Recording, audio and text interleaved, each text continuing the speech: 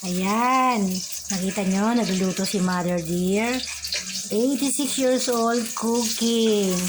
Ano kinuluto ni Mother? Mother, ang niluto mo ay ang pinakamasarap na ham.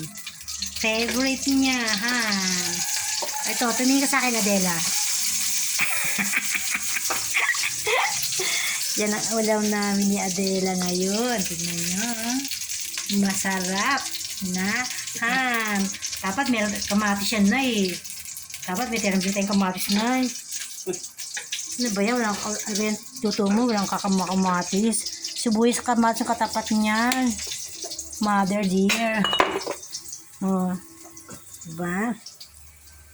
Yung hotdog mo na eh. Tama ba yan? Jutay yung hotdog mo. Jutay. Dapat jumbo na eh.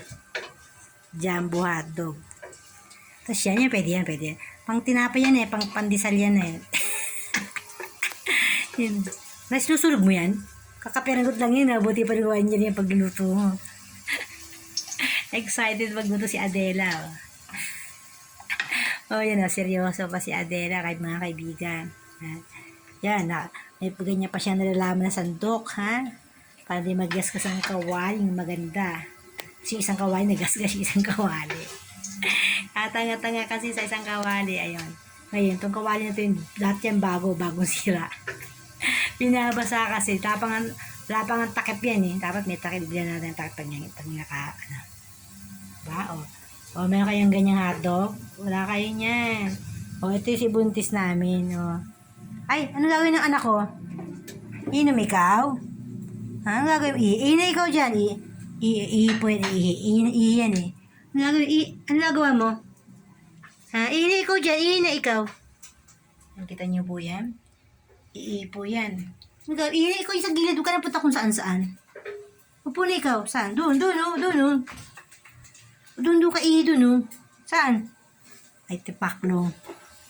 Kami magkaintindihan ng pusang to, ha? Kita niyo?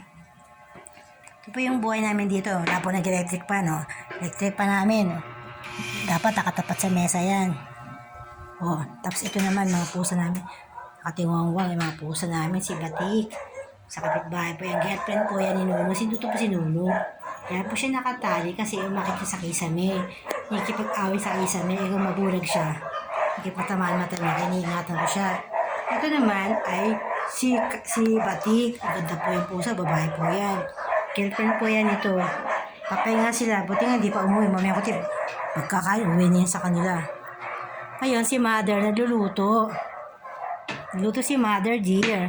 Naku Mother, kasya pa ba yung kanin natin? Kasya pa. Hindi ka naman lakas matamain ko. Tikla naman eh. Actually, pamutinapay nga lang ako eh. Yan na. Yan ang aming ulam. Mga tanghali hapon. Dito ngayon lang. Mother. Abay, huwag mo tutubigan yan. Tutubigan. Hindi, Gaga. Musirain na eh, parang awa mo na, oh. Hindi tutubigan niya mantika. Non-stick nga yan eh. Hindi ba yun? Hindi yan kinakalawang. Maliban lang kaskasin mo. Oh, kaya ito, mapo ka na dito. Eh, mga kaibigan, kakain na po yung isang magandang dilag na yan. Kakain na po siya. Oh. Hindi ka tumatanda na eh. 86 ka ng last year, 86 ka na naman ngayon. Dapat 87 ka na. Paano ka magkakaroon ng ayuda niya kung lagi ka 86? Dapat maging 90 ka, 87 na po siya. 86 kasi wala siyang wala siyang birth certificate ba yun? Ewan ko. Wala siyang senior ba yun? Hindi na asikasa. Ayaw po. Dapat may ayuda na yan eh. Sayang. Ano niyo po ba yun? Napakalakas na babae yan. Wala po yung kasakit-sakit. Believe na ako dyan. Ako na-stroke ako. Siya healthy. Oh my goodness. Hindi mo kumakain partida. Kumakain pa yun ng ganyan ha. Partida yan. Pero hindi po siya kumakain ng madami kasi nag-iingat din siya kahit pa na. Siya po ay napagandang babae nung kapanahon na yun ng kadalagaan niya. Tsaka tingin nyo naman sa kanyang malaking babae po yan. Napakaganda. Tingin ka nga na sa akin na. Tingin ka nga. Nadasal ka na ba bago kumain? Dapat ipag-pray ka muna. Seryoso. Gutom na gutom ng lola mo. Seryoso sa kanyang pagkain. O na, bababasa ka ng Jesus name. Si nanay po ay mabusog. In Jesus name yan. Okay mga kaibigan. Ito po yung pan namin sa lugar na to. Ay napakainit po namin. Bukas pa lahat ang ilaw natin. Ay, grabe. Teka lang ha. Teka, wait lang. Bukas po lahat ang ilaw namin. Ha? Yosef nanay.